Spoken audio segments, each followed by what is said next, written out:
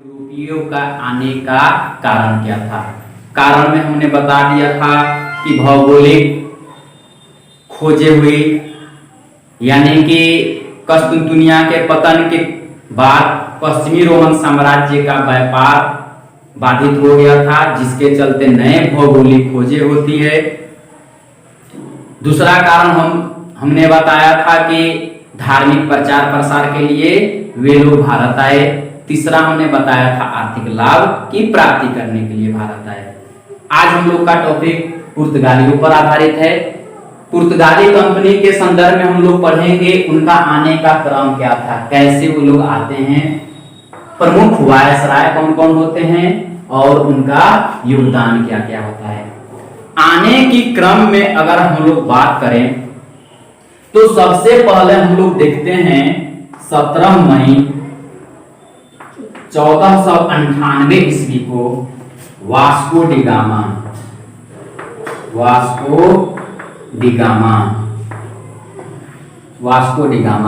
अब्दुल मजीद की सहायता से, जो गुजरात का नाविक था अब्दुल मजीद की सहायता से यह पहुंचता है केरल के कालीकट बंदरगाह में। कहां पहुंचता है? कालीकट बंदरगाह में।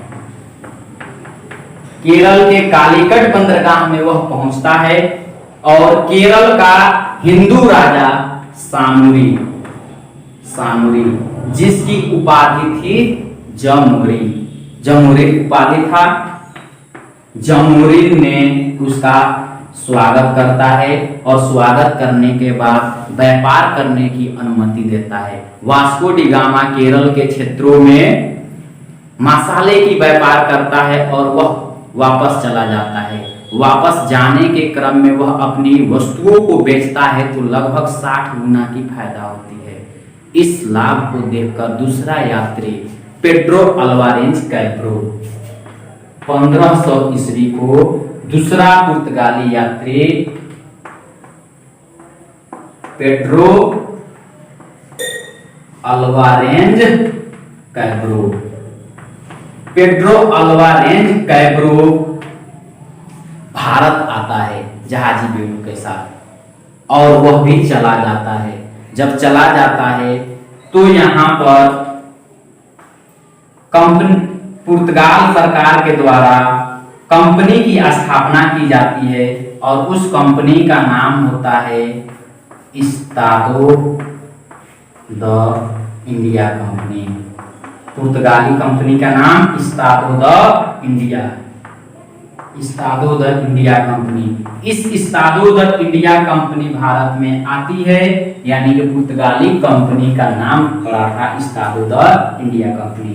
ये कंपनी भारत आती है और 1503 ईस्वी में केरल के कोच्चिन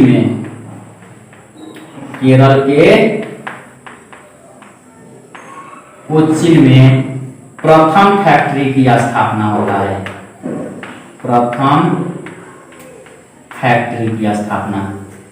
पुर्तगालियों ने प्रथम फैक्ट्री की स्थापना करते हैं केरल राज्य के अंतर्गत कोच्चि में, और कब करते हैं? 1503 ईस्वी को। उसके बाद 1505 ईस्वी को केरल के ही कुन्नूर एक जगह है, कुन्नूर में दूसरी फैक्ट्री की स्थापना होती है। पुर्तगालियों ने प्रथम फैक्ट्री की स्थापना 1503 ईस्वी में केरल के कोच्चिन में करते हैं, जबकि दूसरी फैक्ट्री की स्थापना केरल के कुन्नूर में करते हैं। इसके बाद वे लोग अपना व्यापार धीरे धीरे बढ़ाते हैं और यहाँ कर्मचारियों पर नियंत्रण और अपने क्षेत्र पर नियंत्रण स्थापित करने के लिए पुर्तगाली सरकार के द्वारा वायसराय भेज दिया जाता है। और यहाँ पढ़ेंगे हम लोग अब वायसराय आते हैं तो प्रमुख वायसराय कौन कौन है। अब हम लोग पढ़ेंगे पुर्तगाली वायसराय के बारे में। प्रमुख वायसराय में सबसे पहले फ्रांसिस्को द अल्मेडा आते हैं। फ्रांसिस्को द अल्मेडा ये फ्रांसिस्को द अल्मेडा 1505 ईस्वी को आता है और 1509 ईस्वी तक भारत में रहता है। फ्रांसिस्को द अल्मेडा पुर्तगालियों का प्रथम वायसराय होता है। ये प्रथम वायसराय पुर्तगाली सरकार जब वायसराय को भेजते हैं तो वायसराय आने के क्रम में प्रथम वायसराय होता है अल्मेडा। इसने आने के बाद हिंद महासागर में एकाधिकार को बढ़ाने के लिए एक नीति अपनाता है जिसको कहते हैं blue water policy. Blue water policy यानी कि नीले जल की नीति।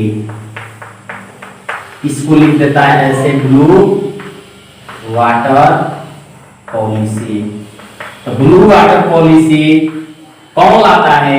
तो अल्मेडा लाता है। क्यों लाता है? तो हिंद महासागर में व्यापारिक एकाधिकार को स्थापित करने के लिए लाता है। इसी नीति को लागू करने के क्रम में 1508 ईस्वी को चौल का युद्ध होता है। चौल का युद्ध, और चौल के युद्ध में गुजरात के जो शासक है यह अल्मेडा को परास्त कर देता है, यानी कि इसमें अल्मेडा हार जाता है। उसके बाद पुनः 1509 ईस्वी में दीव का युद्ध होता है। दीव का युद्ध होता है और दीव के युद्ध में गुजरात के शासक, मिस्र के व्यापारी, तुर्की के व्यापारी, ये तीनों की संयुक्त बेड़ा अल्मेडा से लड़ती है और अल्मेडा इसमें जीत जाता है। ये रहा कार्य अल्मेडा का। अल्मेडा का प्रमुख कार्यों में देखें तो इस कार्य में नीले जल की नीति या शांत जल की नीति लागू करता है। ये इसका प्रमुख कार्य है। यहाँ उसके बाद हम लोग पढ़ेंगे अल्बुकर के बारे में। दूसरा वायसराय था अल्बुकर। पुर्तगालियों का दूसरा वायसराय था अल्फांसो द अल्बुकर। यह पुर्तगालियों का दूसरा वायसराय था। इसने आते ही अल्मेडा की ब्लू वाटर पॉलिसी को समाप्त कर दिया और समाप्त करने के साथ साथ यह अपने साम्राज्य को लगा बढ़ाने और हिंद महासागर पर एकाधिकार स्थापित करने के लिए सबसे पहले उसने 1510 ईस्वी में बीजापुर के शासक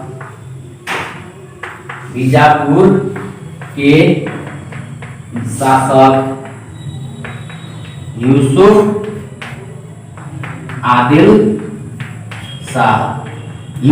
आदिल शाह से युद्ध लड़ता है और 1510 ईस्वी में गोवा को जीत लेता है। यानी कि पुर्तगालियों का गोवा पर अधिकार 1510 ईस्वी को होता है और उस समय वायसराय होता है अल्बुकर्क। उसके बाद अल्बुकर्क ने 1511 ईस्वी में दक्षिण पूर्व एशिया की ओर अभियान करता है और मलक्का एवं पूर्वी तिमोर पर अधिकार कर लेता है।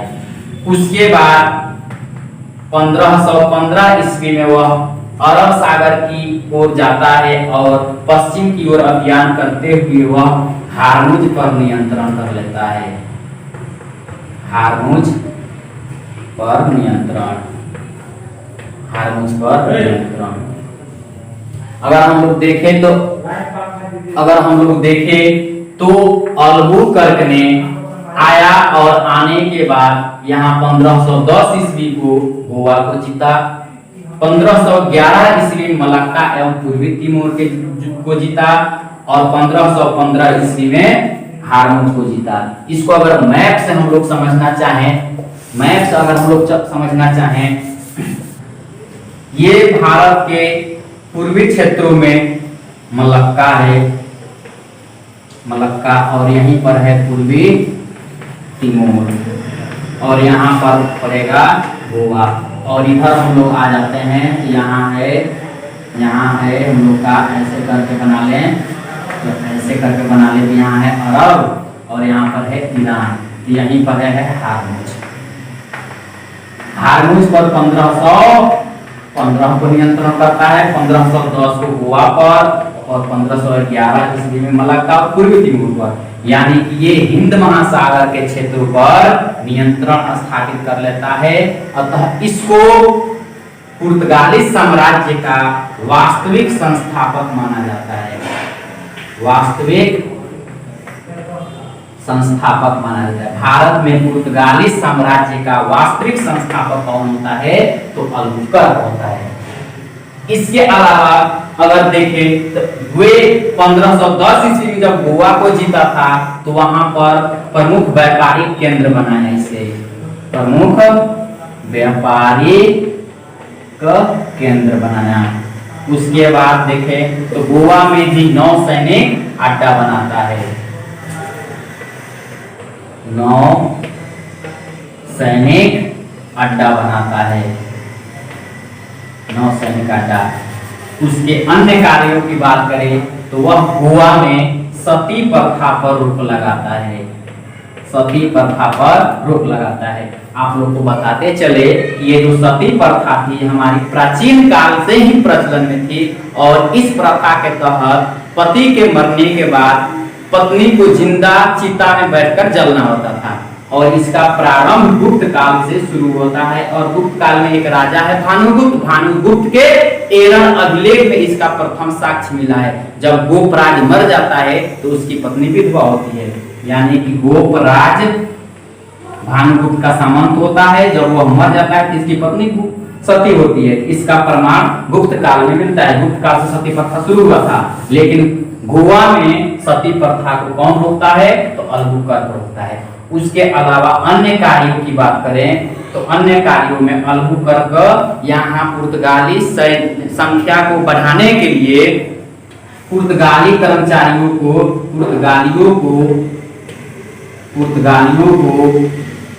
विवाह करने के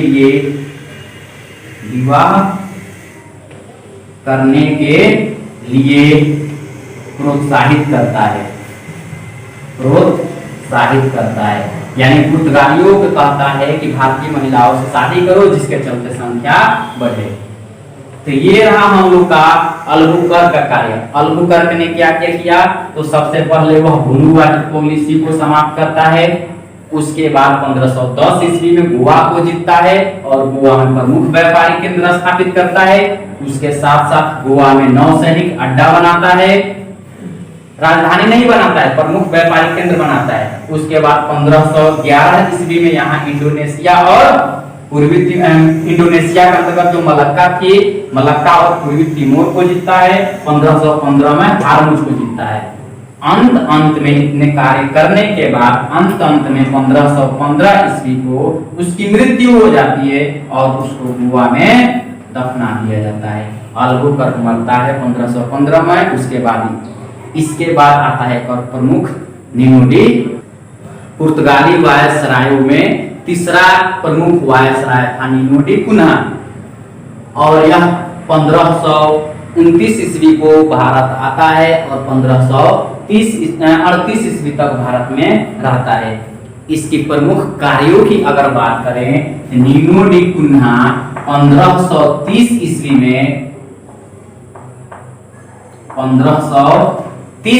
में अपनी राजधानी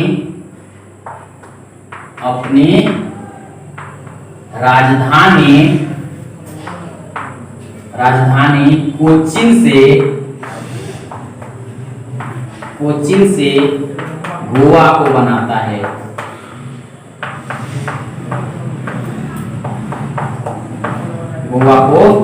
है। यानी कि कोचीन टू गोवा वह कैपिटल को ट्रांसफर करता है 1538 ईस्वी में।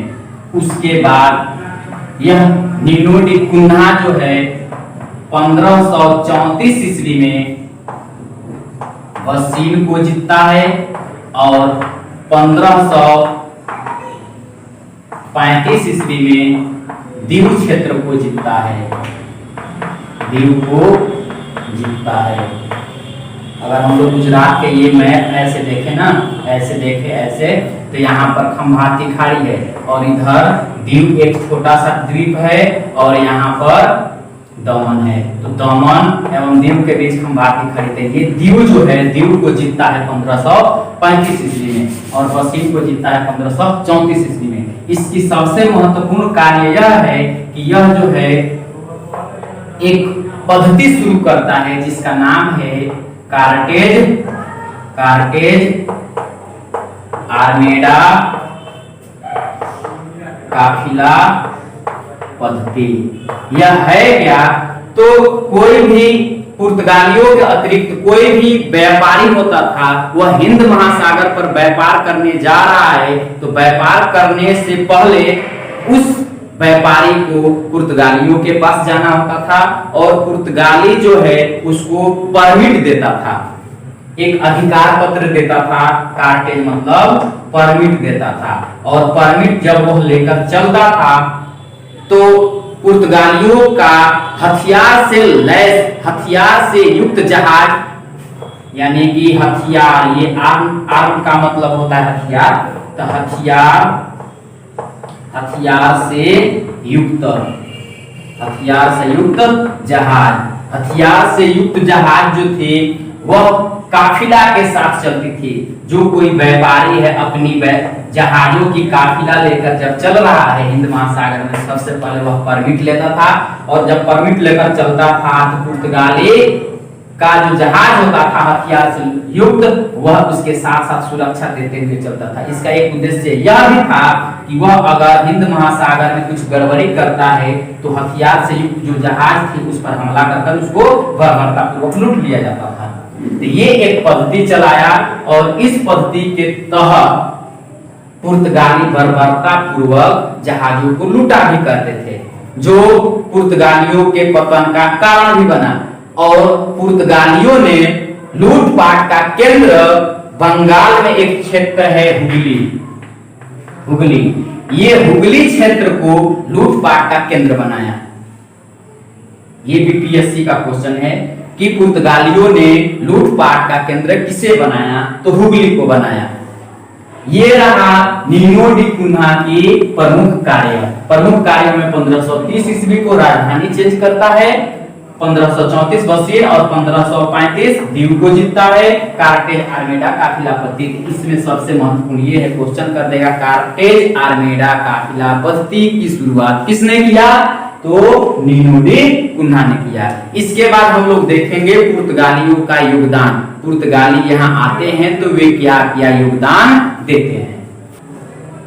भारत के क्षेत्रों में पुर्तगालियों की योगदान की अगर हम लोग बात करें तो योगदान में सबसे पहले देखते हैं कि वे लोग जब आते हैं भारत में, तो भारत में आने के क्रम में वे विभिन्न फसलों का विकास करते हैं, इसमें प्रमुख फसल की अगर बात करें तो प्रमुख फसल में वे लोग लाते हैं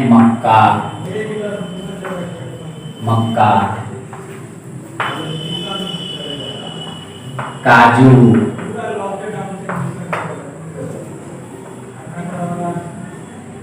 संतरा,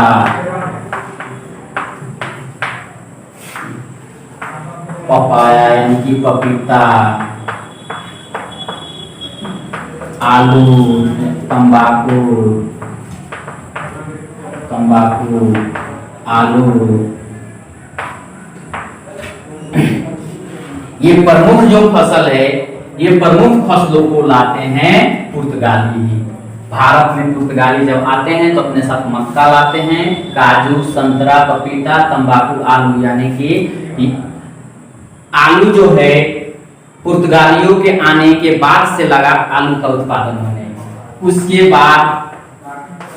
बाद अगर देखें तो पुर्तगाली यहाँ आते हैं तो प्रिंटिंग प्रेस लेकर आते हैं, जो छपाई उपाई होता है। तो भारत में प्रिंटिंग प्रेस